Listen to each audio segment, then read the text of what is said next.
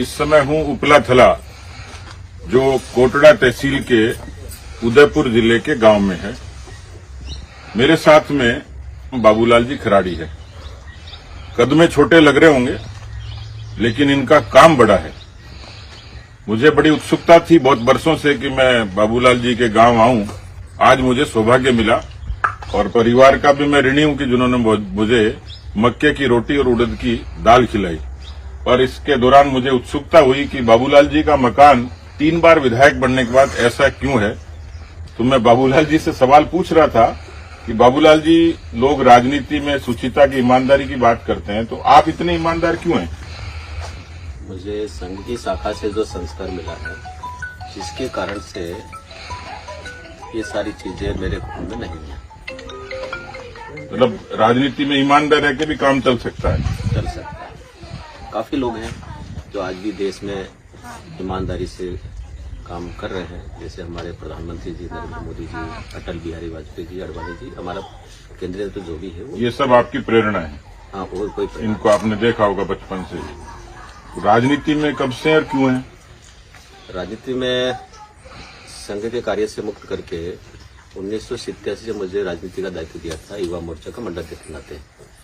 तब से अभी तक चल रहे हैं राजनीति में। विभिन्न दायित्वों में पार्टी के रहते हुए काम किया और पार्टी ने मुझे आज 5वीं बार एमएलए का टिकट दिया, 2 बार हरा और 3 बार में जीता और प्रधान भी रहा उस कोंडा का। तो आपको राजनीति में काम करके अच्छा लगता है? लोगों के लिए, लोगों की सेवा है, जनता आप की सेवा। संतुष्ट हैं कि जो भूमिका आपको है जनता के लिए, जनजाति के लिए आप काम कर रहे हैं? संतुष्ट हूँ और जनता का भी मुझे आशीर्वाद मिलता है, मान सम्मान भी मिलता है और उससे मैं खुश हूँ।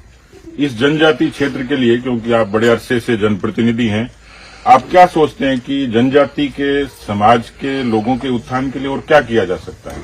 क्या आपका सोचना, क्या आपका सपना क्या है कि मैं चाहूंगा इस हैसियत में कि ये काम और हम लोग करें?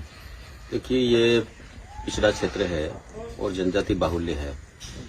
एक तो यहाँ पर शिक्षा की अभी भी कमी है और कमी होने के बाद में जहाँ सरकारी नौकरियों में जहाँ तक अपन देखेंगे तो बहुत कम लोग सरकारी नौकरियों में हैं। कहीं कोई बाबू मिल जाएगा और कहीं अध्यापक मिल जाएगा और अब कुछ पटवारी हो गए हैं, लेकिन जो उच्च पदों पर जाना चाहिए वो वैसा नहीं हुआ है। मेरी हार्दिक इच्छा है कि यहाँ का लड़का पढ़ लिख करके आरएस, आईएएस, आईपीएस, आरपीएस बने, तो ये मेरी अंतिम इच्छा है। और कुछ यहाँ के लोगों के लिए, कुछ फॉरेस्ट एरिया में जो लोग रहे आज भी वो मूलभूत सुविधाओं से दूर हैं, कारण कि फॉरेस्ट के कानून के कारण वहाँ सड़क नहीं बन पाती है। तो वो हमारे मन में एक चिंता है, जिसको हम बार बार सदन में भी उठाते हैं और पब्लिक में बोलते हैं।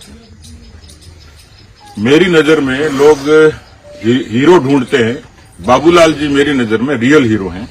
आपने उनकी बात सुनी होगी कि जिस व्यक्ति की अंतिम इच्छा ये है कि जनजाति का उत्थान हो, वहां शिक्षा का प्रसार हो, लड़के लड़कियां आईएएस आईपीएस बने और जो जंगल के पर्यावरण के कानून बने हुए हैं उसमें शिथिलता आकर यहां पर विकास हो।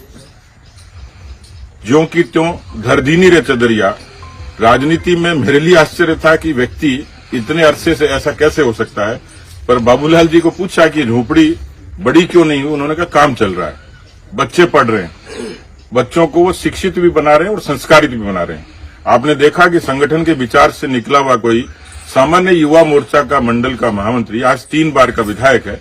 उनका पहनावा, रहन सहन, जीवन कहीं पाखंड नहीं है।